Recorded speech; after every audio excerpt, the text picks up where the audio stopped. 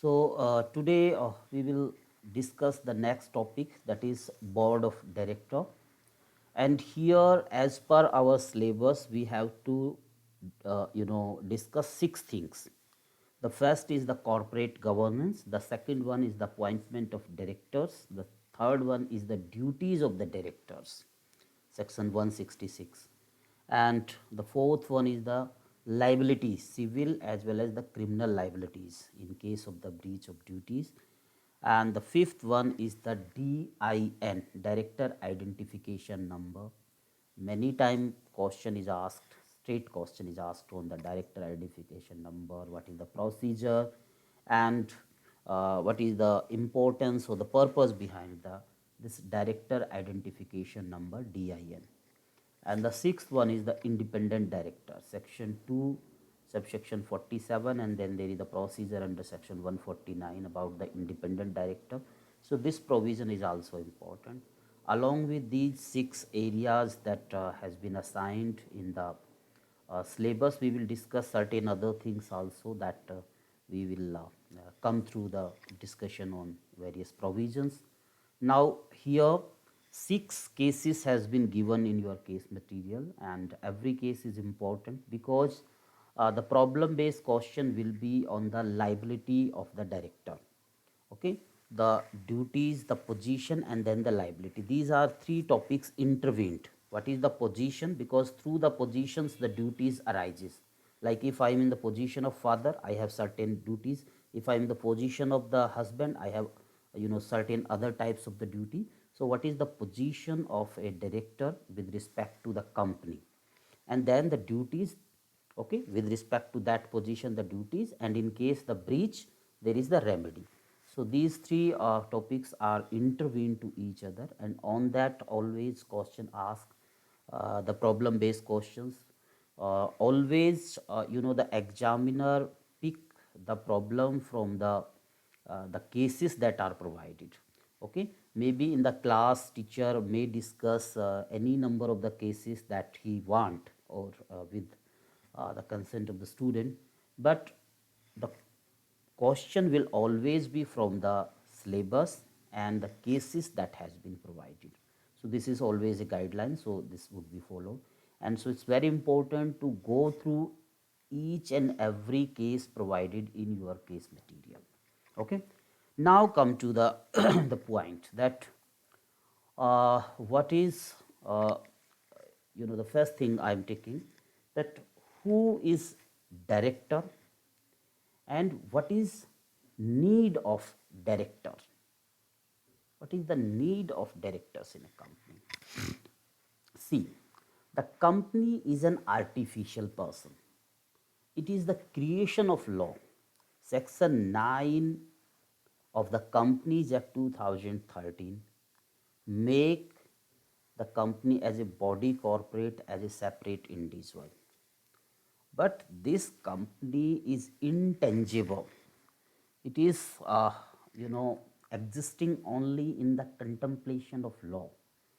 It does not have body, it does not have mind, and so it cannot think.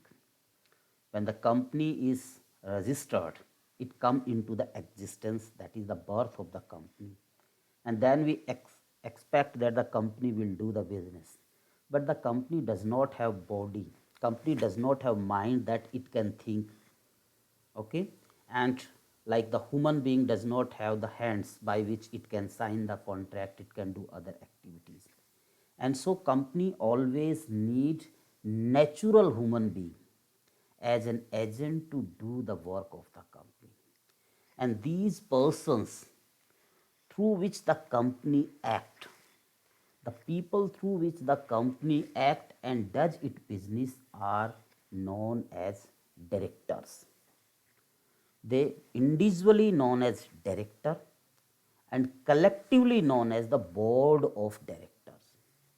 Okay, here if we see our earlier definition under the 1956 Act, section 213, 2 clause 13 of the 1956 Act defines a director as any person occupying the position of the director by whatever name so called.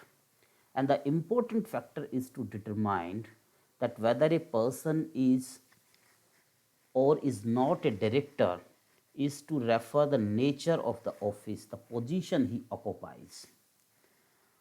And the duties this person has, a person who is duly appointed by the company and control its business and authorized by the articles to contract in the company's name and on behalf of the company, he functions as a director. If a person perform the function as a director, he would be termed in the eyes of law. That means maybe he is not called as the director, but de facto he is doing the all those function on behalf of the company, and so in the eyes of law, he would be known as director. Maybe he is named differently into the in the company's document, and thus the minutes books and returns sent to the registrar are the important evidence rather than the fact that the person was de facto the director. Now this controversy was there and earlier in the earlier statute, and then we used to take the example of the Nigerian Companies Act, where the director, as defined as the director, means the director of the company registered under this act, any person appointed by the company to the direct the and manage the business of the company. And a director may therefore is defined as a person having the control over the direct control over the company, direct the conduct of the company, do the management superintendence over the affairs of the company, and the success of the company depend on the very success or very quality of the director. Now all these things we have discussed because the definition that provided here in your statute in section 2 uh, clause 34 is not helpful, because it only says that director mean a person means a director appointed to the board of the company. So it's just only saying that director means a director appointed to the board of the board of the company. And here there is one important thing, that though a person's earlier maybe he is or earlier he is acting as a de facto, we called that the de facto director. But now, as per this new definition under section 234, that person would not be director, because director means the director appointed to the board of a company, and the persons who has not been appointed but de facto, in fact he is working, he is managing the affairs of the company, would not be would not be called as the director. Now the second is that what is the board of director. The board of director, for that we will discuss two things. First is the section 2 subsection 10, and the second is section 149. The provisions that we will discuss here is section 1 for this whole chapter, board of director, from section 149 to section 173, chapter 11 of the Companies Act. Section 210 says that board of director or board in relation to a company means collective body of director of the company, the collective body. So individually the person who is appointed is known as director, and collectively those persons will known as the total number of the director, collectively known as the board of director. Now when we read section 149, here also it is written that every company shall have a board of director consisting of individual as director. So from section 2 subsection 10 and section 149 subsection 1, we can come at the conclusion that individually a person who is appointed as the director as per the section 234, and collectively those persons would be known as the board of director or simply board. Now, what are the the guidelines with the board of director, or you can say what is board of director? See, for the board of director, uh, Nitu, I will come to these questions. It's very early to answer these questions because we have not even discussed anything. Okay, so the board of director, as we discuss here under section 149, you also keep your Bayer Act along with me so that you can also discuss. So board of director means the body of the director that collectively known as the board of director. Now the question is that how many directors a company can have? What is the mandate? So there is a mandate in section 149 that every company will have the board of director, whether it is a public company, private company, or one person company. And this board of director will have, the law has prescribed the minimum number that is required for a particular type of the company and the maximum number. In this minimum number and the maximum number, any number a company can choose to have the board of director for, acting on behalf of the company, managing the affairs of the company. Now, section 149 subsection 1 says that every company shall have a board of director consisting of individual as director and shall have. Okay, so this first line is only saying that collectively that person will known as director, collectively as a board of director, individually as a director, and then a minimum number of 3 directors in case of public company, 2 directors in case of private company, and 1 director in case of one person company. So this is the minimum number of the director. We have 3 types of the companies, basically 2 types of the company, public company and the private company, because one person company is also known as private company. So for the public company, that I think you all remember in section 3 subsection 1, that has minimum number 7 or more than. Okay, so minimum number is 7. So there the minimum number of the director is 3. This is the statutory requirement. The word used here is section 149 shall have. So this is the mandate. This is mandatory provisions. And if the company will not comply with this provision, then there are the consequences also in the section 172. Okay. So shall have minimum number of the director in case of public company 3, in case of private company 2, and in case of one person company, though one person company is also by virtue of section 3 would be this private company, but for one person company the minimum number is 1. So this is the minimum number. So from here I think Nitu, you have got your answer earlier also, because जब हम board of director की बात कर रहे हैं और उसमें कहते हैं कलेक्टिवली, कलेक्टिवली का मतलब ही है कि एक से ज़्यादा होंगे. Now, how many directors a company can have? That another question, whether there is the cap on the maximum number of the director or not. And for that, there is the clause B in the section 149 subsection 1, that a maximum of 15 director. Now here this qualification is not limited to public company, private company or one person company. That means this applies to the every types of the company. One person company be, private company and public company. So for the public company, the minimum number 3, maximum 15. For private, minimum number 2, maximum 15. For one person, minimum number 1, maximum 15. Now it's the choice of the company that how many directors they can appoint. Okay. Now there is 2 issues arises from this point. One is that what if the company wanted to have more than 15 numbers of directors? So would that be possible.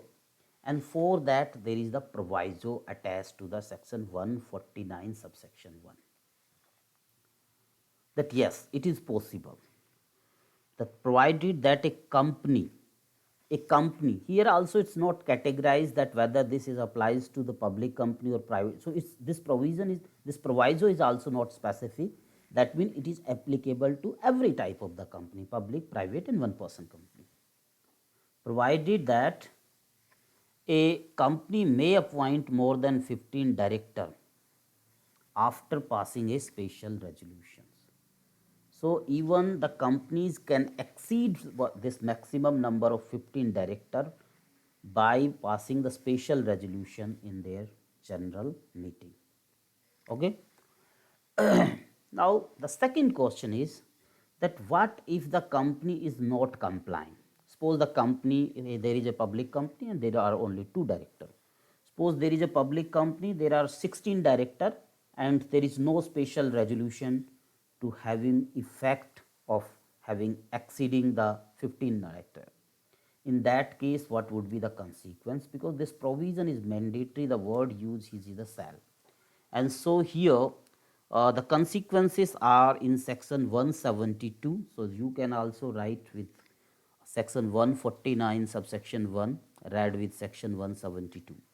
Penalty: if a company is in default in complying with any of the provision of this chapter and for which no specific penalty or punishment is provided therein, the company and every officer of the company who is in default shall be liable for the penalty of 50,000 rupees, and in case continuing failure and further penalty of 500 rupees for each days during which such failure continues, subject to the maximum of 3 lakh rupees in case of company and 1 lakh rupees in case of the person, in case of the officer who is in default. So this is the punishment, and that's you know the provisions by which it's expected that section 149(1) would be company would comply with this provision. Now here there are some other issues related to with this. The first one is that the very purpose of the company, the very purpose of the directors is that the company cannot do the business. And so the natural persons required that can make the contract on behalf of the company, that can take the decision on behalf of the company, attend the meeting, and can do all other things. And in this case, if suppose the directors are not living in India, okay, they are living elsewhere in any foreign country. So would it be sufficient in that case that the company will do its business? Because the very purpose then would be defeated. The whole corporate concept of the corporate governance will not take its true, will not comply in true sense. And so there is the requirement that minimum one director should residing in India of the days, minimum number of days 182, that is the resident director. Section 149 subsection 3, that every company shall have at least one director who stays in India for a total period of not less than 182 days during the financial year. Okay. So this persons or the director who reside in India equal to or more than 182 days is known as the resident director. Okay. So along with this section 149, different types of the director we will come through, and then we will discuss that what is that particular director and its importance. So resident director, I think you have understood what is the who is the resident director and what is the importance of the resident director. Now the question is, suppose the company is registered, because company can be registered at every day in a year. So the company is registered on the like maybe on the 2nd of January, or maybe 30th January. In that date, how the 182 days would be calculated. Okay, so there the proviso says that provided that in case of newly incorporated company, the requirement under the subsection, that means this resident director की जो requirement है, shall apply proportionately at the end of the financial year in which it is incorporated. Now there is another concept, and that is that in the corporate governance there are very less representation of the women, and so to make the representation of the women in the corporate governance, the section 149 proviso has been added, so that empowering the government that some classes of the company, it's not mandatory for every type of the company, it's on the government that the government will classify that these are the companies, so that must comply with the article 14 of the constitution. Some classes of the company, reasonable criteria should be there. In that there must be at least one women director. So section 149 second proviso provided further that such class or classes of the company as may be prescribed, as may be prescribed means prescribed by the government, shall have at least one woman director. Here the mandatory provision is only after that classes of the company has been prescribed by the government, then in those companies at least there would be one woman director. So there is another type of the name or type of director we have come through, that is woman director. पहले हमारे पास resident director आया, second woman director. Woman director means any director whose gender is women. Okay, so more on that also we will discuss. First I am taking something other than this. Then subsection 2, section 149 subsection 2, that every company existing on or before the date of commencement of this act shall within 1 year from such commencement complied with the requirement of the provision of the subsection 1. So this is about the old companies, the companies who are not registered under the 2013 Act. The company who are registered under the 2013 Act has to comply with the section 149. But the company who are earlier registered, and suppose in that case without special resolution, the number of director more than 15 or the number of director is minimum than what is prescribed here. So those companies has to comply these provision within 1 year, otherwise there would be penalty. So this transition period, this transition phase is given, and in which the company has to comply with those provisions. Okay. Now there is another things, that the companies that are listed, the company that are listed, and listed means the section 2 subsection 52, when read section 2 subsection 52, you will find that listed company means the company whose securities are listed in the recognized stock exchange. And what is recognized stock exchange? Section 273, that any stock exchange that is recognized under the the Securities Contract Regulation Act. So जो भी हमारे recognized stock exchange में जिनकी securities listed है, उन companies में public का पैसा बहुत ज़्यादा है. The money these companies have is the public money. The public have invested the money in the secondary market, and so many times the company is used as the instrumentality of the fraud, because the director, how the director has to be selected, when we will read appointment of the director, that the appointment will be in the general meeting.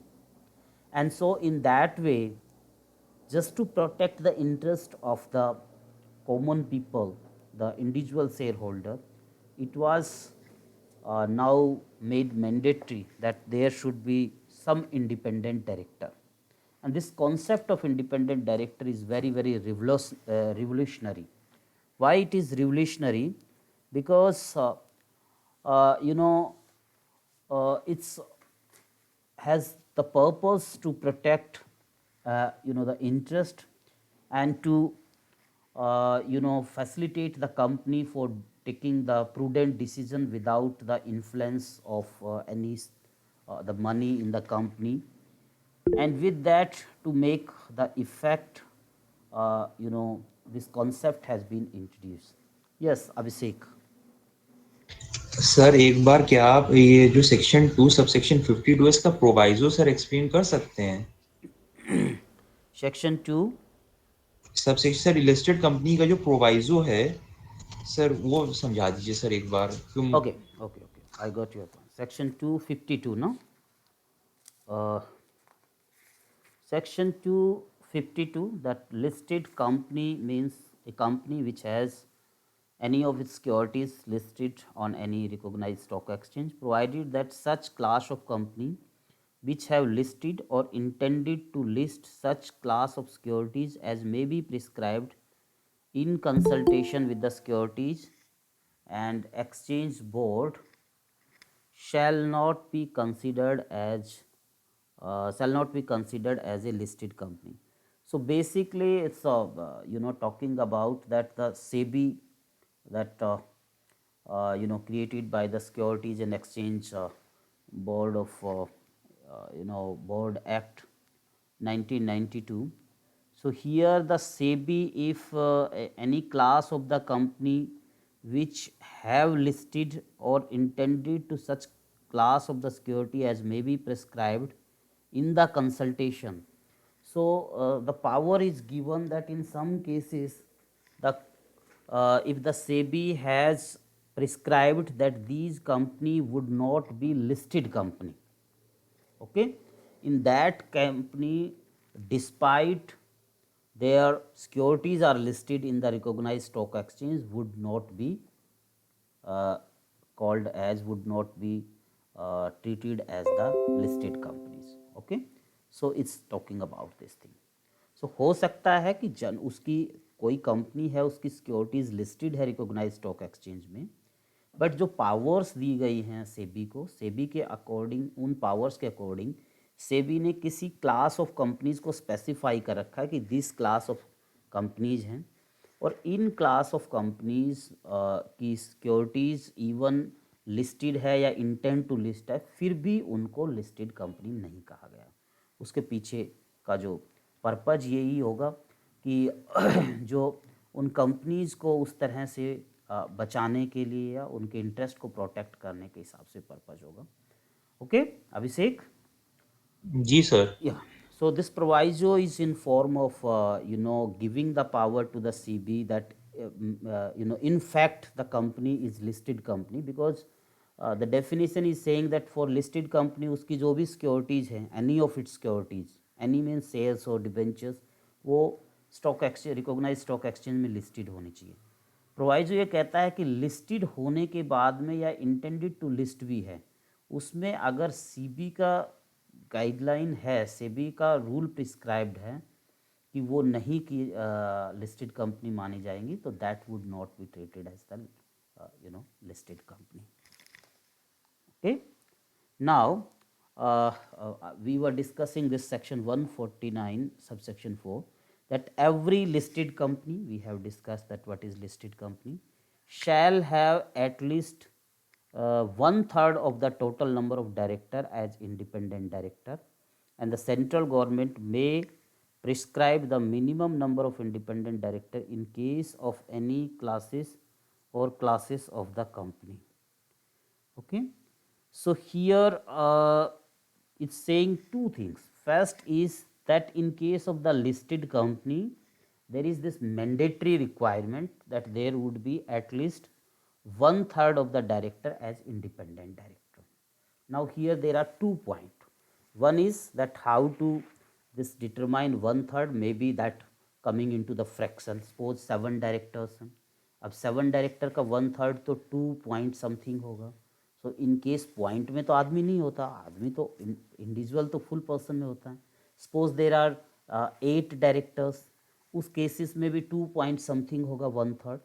So in that case, how in case of the fraction that has to be dealt with, and for that there is the proviso explanation that for purpose of this subsection any fraction contained in such 1/3 number shall be rounded off, shall be rounded off। और rounded off का rule यही होता है, suppose 2.5 2.5 or more than 2.5 then it would be rounded to 3, and 2 to 2.2 to 2.4 it would be rounded to the 2, okay। So in that way it has to be rounded। So suppose there are the 7 director and the company is the listed company, then as per the section 149 subsection 4 there would be only 2 independent director। So first thing, the second thing is that what is independent director, and this topic is very very important। Independent director means who has no pecuniary interest। Independent means he has no pecuniary interest in the company, so his decision is not influenced by that, he will take always the prudent decisions, he is not prejudiced by the interest he has in the company। So that is the independent decisions, like one of our professor inside the Sri Ram College of Commerce, he recently appointed as independent director in the LIC। Now what is the purpose of the independent director?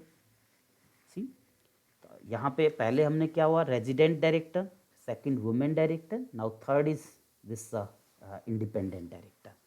Just to make the constitution of the board of directors in India at par with the international capital market 2013 legislation, the legislature has come up with this concept of the independent director as mandatory for the listed company also। Why only the listed company? Because in the listed companies, those companies whose securities are listed on the recognized stock exchange, the public money have been invested in those company, and just to protect them so that those company would earn the profit, will take the complete independent decision, there is this concept कि उसके board of director में कुछ independent directors भी आए जो कि that would not be selected the manner elected the manner in which the normal directors are elected, and they can give their best so that the company earn the profit। So independent director are empowered to evaluate the performance of the other director also, and independent director helpful in taking good decision and can increase the productivity of the company। Now what is independent director? This word has been defined, that who is independent director under section 1, section 247। The common understanding we got that independence means, independent here does not mean that he is earning, independent means he does not have any interest, pecuniary interest in the company। Section 2 subsection 47 says that independent director means an independent director referred to the subsection 6 of the section 149। So this definition is not so helpful, it's again redirecting us to the section 149। तो जब section 149 में पढ़ना तो यहाँ पे क्या नया कुछ बनाया। So section 149 subsection 6, and here for the independent director there are some conditions। If a person is satisfying these condition, then he would be eligible for the independent director। An independent director in relation to a company means a director other than the managing director। पर समझने गए थे independent director, उसके साथ एक और नया मामला आ गया, managing director. Section 2 subsection 54 talk about the managing director, that who is the managing director. अभी लिख के रख लो, बाद में we will discuss, first we are discussing this independent director, or whole time director. एक और नया पंगा, what is, who is whole time director? Section 2 subsection 94, whole time director, or a nominee director, section 163 subsection 3. So the first condition is that independent director is other than managing director, whole time director, or nominee director. If a person is doing the acting as a the managing director, he would also not be treated as independent director, despite he is satisfying all other conditions, or he is acting as a whole time director, or he as a nominee director, then also despite fulfilling all subsequent conditions, he would not be termed as an independent director. And then there are the clauses A, B, C, D, E, these, and F. 6 clauses. It's very huge sections, very bulky one. So, but we have to discuss it. So, first, who is in opinion of the board a person of integrity and possess the relevant expertise and the experience. So, because the board of director would appoint, a persons. So, in that opinion of the board of director, the person is having that, the man of integrity and also possess the expertise and the experience. Suppose the person is appointed as independent director in the LIC, so he must have like the legal knowledge of the insurance or other thing. Not that any persons can be picked up and made as independent director because he does not have the pecuniary interest. No, because the very purpose of the independent director is so that he can benefit the company, by which the company can increase its productivity. His decision is not influenced by the interest that he has in the company. And so the persons must have two things. First is the integrity. He must not be the persons against whom there are so many cases of the fraud is for him. So when he is already doing those fraud, so in that case we cannot say that this person is the man of integrity. And second, he must have the experience and expertise. His expertise must be in that particular area and also have the experience. But how much experience? For that this provision is silent, that is on the board of director wisdom. The second is clause B, who is or was not the promoter of the company or is holding subsidiary or associate company. So now this provision is to making that, or to determining that person has no interest because he was not the promoter. So he has no interest. He is not even promoter in this company or its holding or subsidiary or associate. Second, who is not related to promoter or director of the company, its holding, subsidiary or associate. Not related. So not even not related to the promoter, etc. The person who has related to the promoters, maybe directly he having no interest in the company, but because he is relating with the directors and the the promoters or the directors in the company, and so that persons would also be you can say whose decision would be influenced. Section 2 subsection 76 is a related party. So some inference you can draw from here that who is the related party, like a director or his relative, key managerial persons, etc., etc.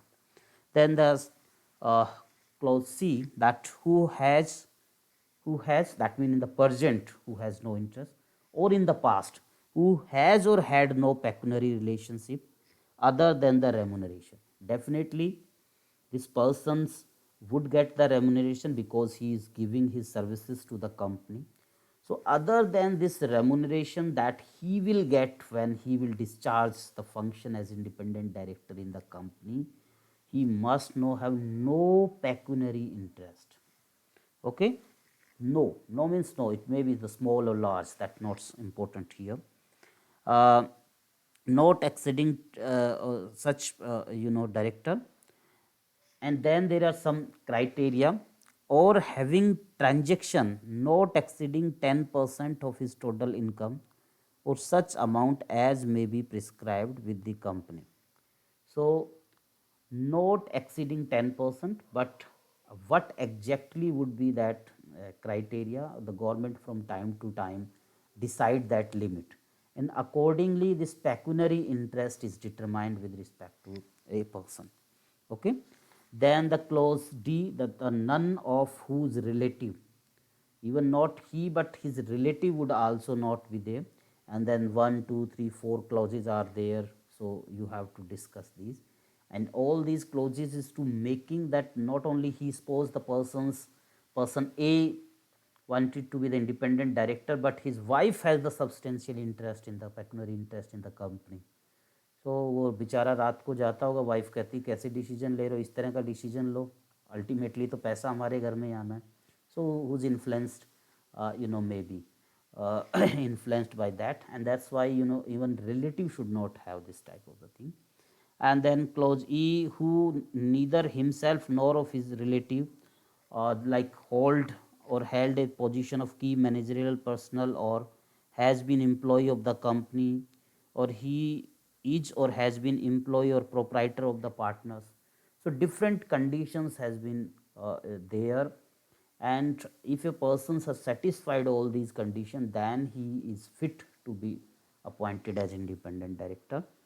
And in section F also, section 149 subsection 6 clause F, that has to be read with the clause A, that also their expertise and the experience, here the qualification is also mentioned, and what exactly the qualification is required, that left to the the government, that government through the rules can lay down the qualification and from time to time increase and decrease those qualifications. So this is the criteria of finding out the director, independent director, and the persons who comply with the section 149 would be known as independent director.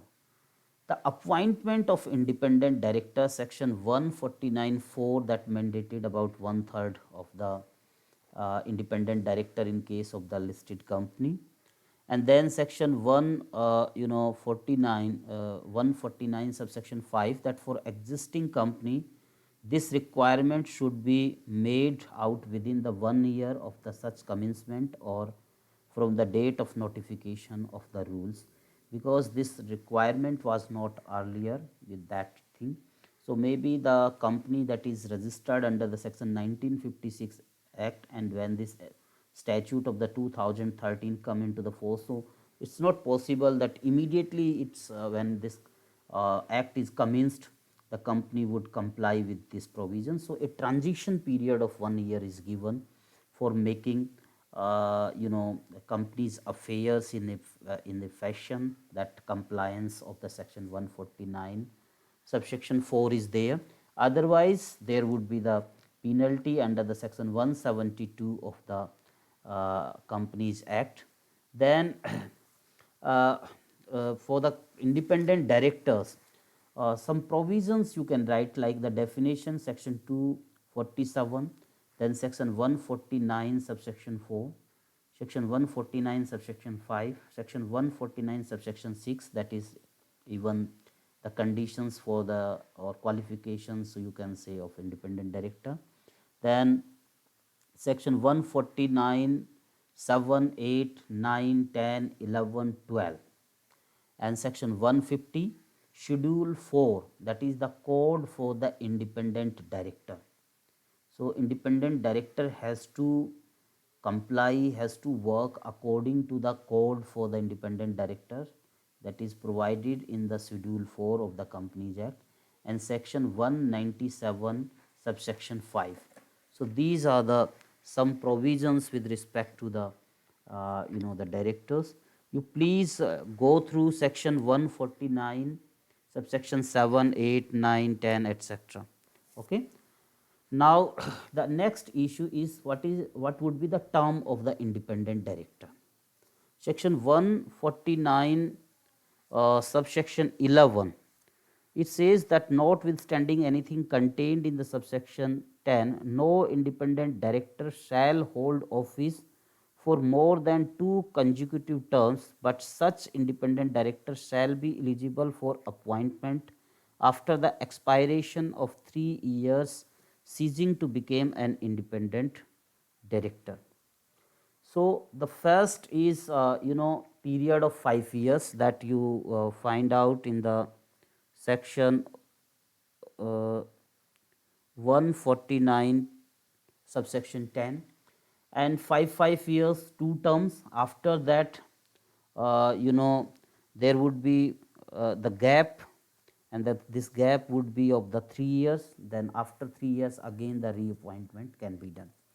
So for the terms of the independent director, section 149(10), section 149 11 also you have to read. Then the remuneration of the independent director. The 2013 Act provides that the independent director should not be remunerated by the grant of stocking option. He shall not be entitled to any remuneration other than the sitting fees, reimbursement of expenses for attending board meeting, and profit related commission as approved by the members. So these are law with respect to the remuneration of the independent director. Okay. Now the next is these three words that use here in the independent director. I just take 1 minute of you. First is the management, this managing director, then this whole time director, or this nominee director. So whole time director, section 294 define the expression whole time director as including a person who is in the whole time in the employment of the company. Is in the whole time in the employment of the company. Okay, he is not like after 5 years, 10 year or 6 year or 3 year he is replaced, or he is not the director. He is in the employment of the whole time, and thus he is also known as the employee of the company. Like the managing director, he occupies the dual capacity. One is as a director and another is the employee. Okay. Then the managing director, according to section 254 of the Companies Act 2013, the managing director is a person or is a director who is interested with the substantial power of the management, substantial power of the management of the affairs of the company, and includes a director occupying the position of managing director by whatever name so called. So maybe that person is not known as or is not terms as a managing director, but he is doing the substantial affairs of the company, and so he would be termed as the managing director. Okay.